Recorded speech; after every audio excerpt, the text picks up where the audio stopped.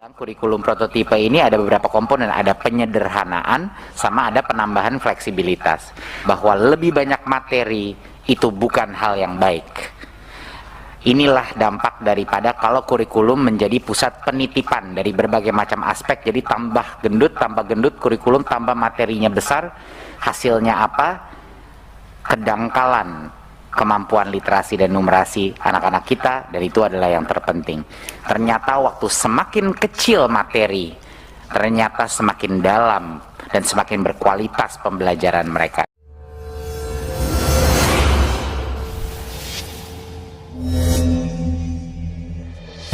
Topik berikutnya, sekarang kita masuk ke topik kurikulum.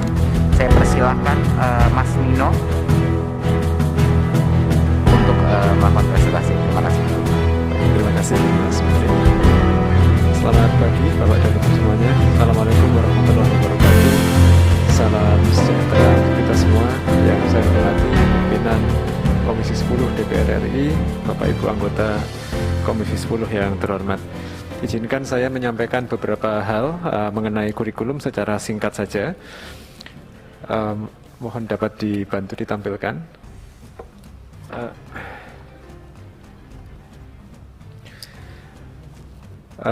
Pertama, izinkan kami menyampaikan bahwa sebenarnya pengembangan kurikulum prototipe ini memiliki benang merah yang meneruskan kebijakan dan desain kurikulum-kurikulum sebelumnya, setidaknya sejak tahun 2004.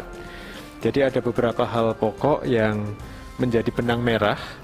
Ya, tidak semuanya berubah, karena kadang-kadang ketika kita bicara tentang kurikulum, tendensinya asosiasinya seolah-olah segalanya berubah, padahal sebenarnya ada hal-hal pokok yang kami lanjutkan, kami teruskan.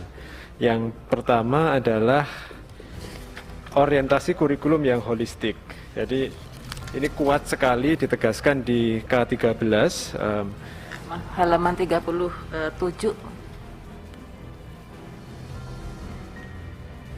Ya, orientasi holistik ini kuat sekali di K13 dengan adanya penegasan bahwa pembelajaran pendidikan itu harus mengembangkan anak didik secara utuh. Tidak hanya kemampuan akademiknya, tetapi juga non-akademik. Tidak hanya kompetensi kognitifnya, tetapi juga karakter yang ada dimensi-dimensi sosial, emosional, dan spiritual. Yang kemudian di tahun 2020 kami melakukan penyederhanaan terhadap kurikulum 2013. Ini yang kita sebut sebagai kurikulum darurat, sebagai respon cepat terhadap pandemi. Kemudian di tahun 2021 kemarin kami melakukan uji coba terhadap kurikulum prototipe di sekolah-sekolah yang menjadi peserta program sekolah penggerak dan SMKPK. Dan baru di tahun ini, tahun 2022, kami akan melakukan penerapan kurikulum prototipe secara lebih luas ke sekolah dan madrasah yang berminat. Jadi ada opsi tambahan kerangka kurikulum prototipe yang dapat dipilih oleh sekolah dan madrasah. Selama 2 tahun ke depan, penerapan kurikulum prototipe itu akan kami monitor dan evaluasi untuk terus melakukan perbaikannya. Juga dalam 2 tahun ke depan sambil melakukan pelatihan dan pendampingan bagi guru, kepala sekolah melalui berbagai program, program sekolah penggerak, SMKPK, program guru penggerak maupun program-program yang lain, agar di tahun 2024 nanti ekosistemnya sudah cukup siap untuk mulai melaksanakan kurikulum prototipe secara nasional. Sudah ada cukup banyak guru, cukup banyak kepala sekolah, dan satuan pendidikan yang lebih memahami filosofi dari pembelajaran yang baru dan bisa menjadi mitra belajar bagi sekolah-sekolah yang lain untuk melakukan perbaikan pembelajaran melalui penerapan kurikulum prototipe. Oke, berikutnya, selanjutnya, karena pertimbangan-pertimbangan tadi, kurikulum prototipe kami rancang untuk mendukung pemulihan kualitas belajar dengan meneruskan dan memperkuat 3 hal yang memang menjadi desain kurikulum sebelumnya. Yang pertama adalah penekanan pada penggunaan pembelajaran yang mendalam seperti project based and problem based learning untuk mengembangkan kompetensi dan karakter anak-anak. Yang kedua, supaya itu bisa terjadi, tadi materinya juga harus dikurangi, fokus pada materi yang esensial agar guru punya waktu untuk menerapkan pembelajaran yang mendalam. Dan yang ketiga adalah kami membuka beberapa kunci dalam regulasi kurikulum yang memungkinkan sekolah untuk lebih inovatif. Jadi ini disambut baik sekali oleh sekolah-sekolah yang selama ini sudah kreatif, sudah inovatif, namun masih harus ditagih dengan format-format dokumen, tagihan-tagihan yang sekedar untuk pemenuhan kewajiban administratif. Padahal praktiknya mereka sudah jauh lebih maju. Nah, ini kunci yang kami buka adalah pertama, jam pelajaran per mata pelajaran itu tidak lagi diharuskan per minggu, tetapi dikunci per tahun. Kemudian yang kedua, capaian pembelajaran, tagihannya itu tidak lagi per tahun, tetapi per 2 atau 3 tahun.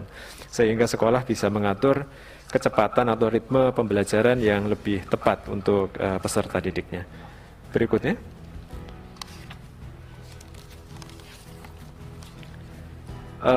Beberapa implikasi yang kita mitigasi dari penerapan kurikulum prototipe ini adalah pertama, implikasi pada jam mengajar dan tunjangan profesi guru.